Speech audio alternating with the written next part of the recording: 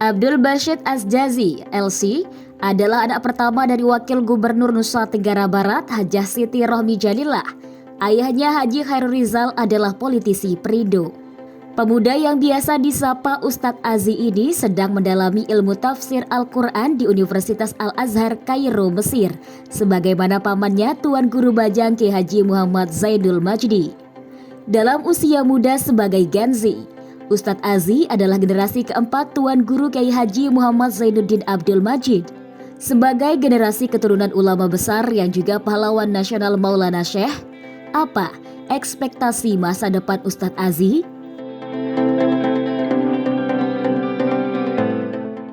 Aktivitas sekarang sih utamanya kuliah. Oke. Kuliah, kebetulan kuliah di Universitas Al-Azhar dan juga kuliah di UIN Syarif Hidayatullah. Kemudian sisanya mungkin berkhidmat untuk Jam'iyah, NWDI, kemudian salah satunya juga mungkin membantu ustadz-ustadz lulusan Al-Azhar. Kita punya kayak aktif di lembaga namanya Anahda gitu. Oke. Itu lebih kayak menaungi ustadz-ustadz lulusan Al-Azhar untuk bisa memulai kiprah.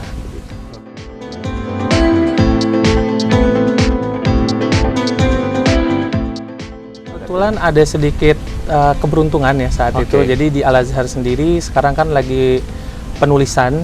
Nah, penulisan ini sendiri kita bisa melalui jarak jauh dan nanti pengiriman bimbingan itu bisa melalui WhatsApp dan lain sebagainya. Artinya kita tidak perlu kontak terus-menerus dengan pembimbing. Nah, kemudian kebetulan kalau yang di Jakarta juga saya masuk di angkatan pandemi yang mana online. Dan online ini keterusan sampai sekarang begitu. Jadi ya di samping itu ada keberuntungan. Jadi bisa dua-duanya. Jadi ada lulusan pandemi, sekarang angkatan pandemi. Angkatan pandemi. Dan online-nya terus berlangsung sampai sekarang begitu.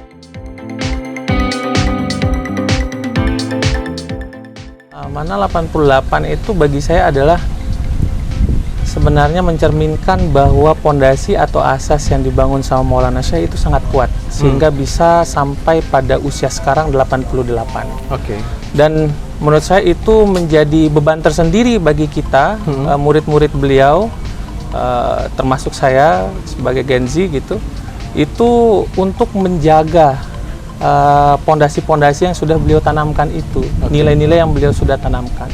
Kalau kata Imam Ghazali kan man la harisalahu famahdumun gitu. Kalau nggak ada yang jaga apapun itu, sebagus apapun itu ya pasti akan hancur begitu. Jadi memang kita harus terus menjaga itu, yaitu amanah. Saya ngerasa seperti ya bahwa kita murid-murid beliau itu punya amanah untuk ngejaga ini semua.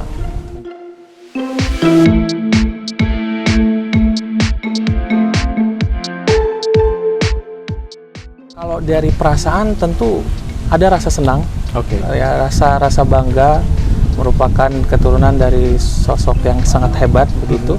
Tetapi di sisi lain itu juga menjadi beban kalau bagi saya karena percontohan masyarakat pasti melihat percontohan bahwa ini generasi awalnya adalah generasi yang hebat, maka saya ngerasa sangat memalukan kalau kita generasi-generasi setelahnya itu tidak memiliki kiprah yang begitu hebat, paling tidak kiprah yang mengikuti jalan beliau.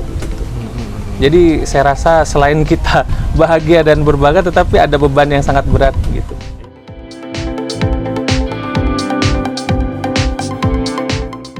Pendekatan dakwah Gen Z itu memang kalau menurut saya paling cocok adalah wasatiyah.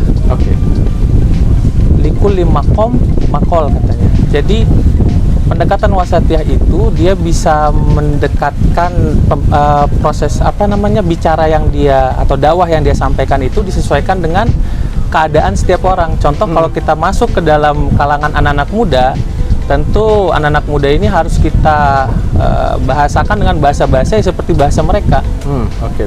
Atau kita misalkan masuk ke kalangan orang-orang tua, orang-orang yang sudah sepuh, ya maka bahasa kita juga harus sesuaikan dengan bahasa mereka. Jadi yang paling intinya kan memang pesan yang kita sampaikan sampai. Nah, tetapi menyesuaikan pesan itu agar benar-benar masuk itu memang agak tricky memang dalam dakwah begitu. Cara berdakwah jadinya yang disesuaikan. Cara berdakwah gitu betul, itu harus disesuaikan. Cara berdakwah yang wasatiyah, artinya tidak memaksakan orang serta-merta langsung mengikuti apa yang kita inginkan, tetapi caranya.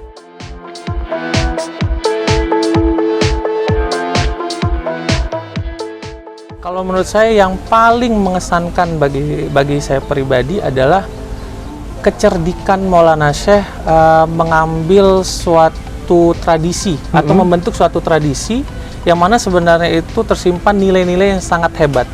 Saya bisa ambil satu contoh, yaitu melontar ya. Oke. Itu melontar itu ada satu tradisi yang dimasyhurkan, dibumikan oleh Maulana Syekh, yang mana setiap selesai pengajian itu biasa jamaah melemparkan bersodakoh dengan melemparkan uang yang dia miliki.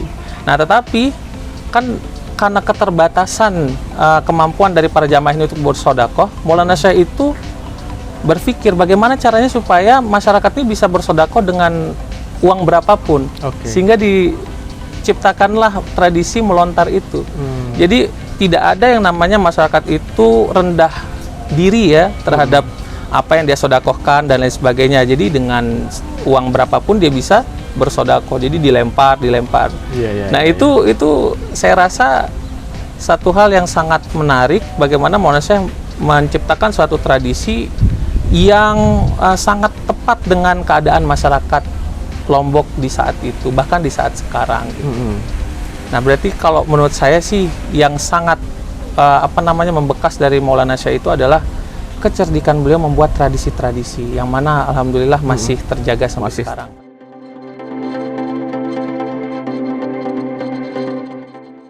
Kalau dari dakwah sendiri itu sebenarnya sih tidak ada pesan khusus, tetapi memang kalau yang benar-benar istilahnya apa ya, mendorong gitu, itu dari Umi Ustazah Hajah Siti Rauhun Zainuddin Abdul Majid, itu sangat mendorong untuk mengaji, mengikuti langkah Al-Mafullah Maulana Syekh mengaji ke berbagai tempat. Memang ada satu tradisi yang unik, kalau misalkan zaman dahulu itu kan murid yang mendatangi guru ya, murid yang mendatangi tuan guru, tetapi Al-Mafullah Maulana Syekh itu memiliki suatu tradisi, tidak hanya murid mendatangi guru, tapi guru juga mendatangi murid. Makanya banyak sekali cerita-cerita bahwa Maulana Syekh itu sampai menginap di daerah muridnya untuk sekaligus berdakwah di sana dan menemui para muridnya. Nah, itu membekas di benak kami gitu, dan itu menyebabkan cara model dakwah kita juga tidak hanya di sekolah ya, tidak hanya di tempat-tempat itu, tapi juga kita turun ke masyarakat-masyarakat.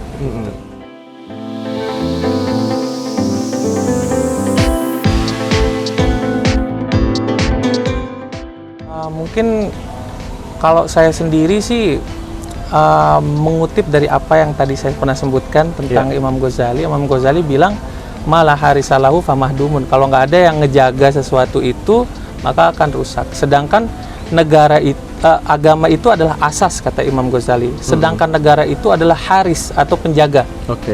Jadi asas-asas atau nilai-nilai keagamaan itu akan sulit terwujudkan, akan sulit hadir di tengah-tengah kita kalau memang tidak ada wadahnya. Ibarat mata air ya, agama itu kan ibarat mata air, menyejukkan hati kita, menyejukkan diri kita. Tetapi kalau tidak ada wadah yang menaungi mata air itu, nanti dia akan jatuh kemana-mana begitu. Dia akan tercerai-berai kemana-mana, tidak dalam satu wadah dan tidak akan memberikan manfaat yang besar gitu. Maka kalau menurut saya dalam momen kemerdekaan ini, Persatuan dan Kesatuan Negara Republik Indonesia atau NKRI kita itu memang harus kita jaga, karena itu adalah wadah dari agama kita begitu. Baik.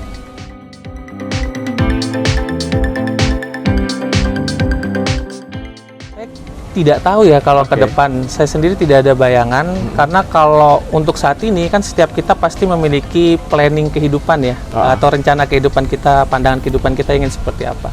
Kalau saya pribadi untuk saat ini, planning ke depan saya itu mungkin fokus di dakwah, dan juga yang kedua fokus di pengembangan ekonomi begitu. Dan itu tergambar dari apa yang saya ambil. Saya di Al-Azhar mengambil tafsir sebagai modal untuk berdakwah, kemudian di UIN Syarif Hidayatullah Jakarta saya mengambil ekonomi syariah sebagai pengembangan ekonomi keumatan begitu. Tapi kalau ke arah sana ya kita tidak tahu. Biarkan kapar berlayar entah kemana, kita nggak tahu.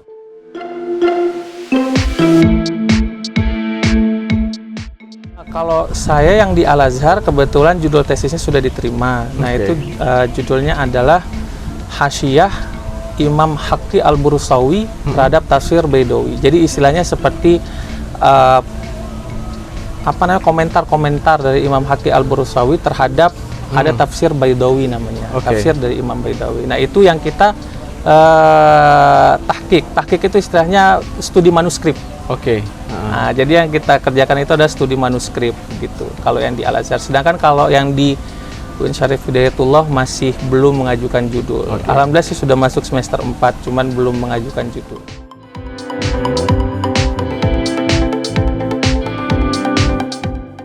Untuk saat ini ya, apa yang menarik ya? Kalau saya sih melihatnya ada sebuah juhud atau ada sebuah semangat dari ulama-ulama terdahulu itu, tidak hanya dia cukup dengan karya-karya ulama sebelumnya, tetapi juga dia meneruskan karya-karya itu dengan membuat sebuah hasyiah-hasyiah atau komentar-komentar terhadap karya itu yang mana lebih cocok di zamannya.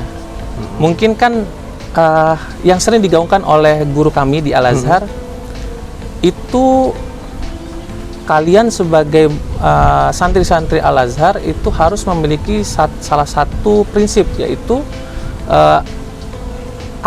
aklus salaf, fahmul khalaf. Akalnya atau pola pikirnya mengikuti ulama-ulama terdahulu yang ada dalam literatur-literatur kitab, tetapi harus bisa diterjemahkan kepada masyarakat, kepada orang, termasuk kepada diri sendiri dengan pemahaman yang saat ini. Karena kan ilmu berkembang. Kita tidak bisa terkungkung dengan ilmu di masa lalu. Begitu. Jadi yang menarik itu adalah bagaimana Imam Haqqi Al-Bursawi itu mencoba mengembangkan pemahaman di masa lalu itu kepada di masa zamannya begitu, dengan memberikan komentar-komentar yang relevan dengan masanya.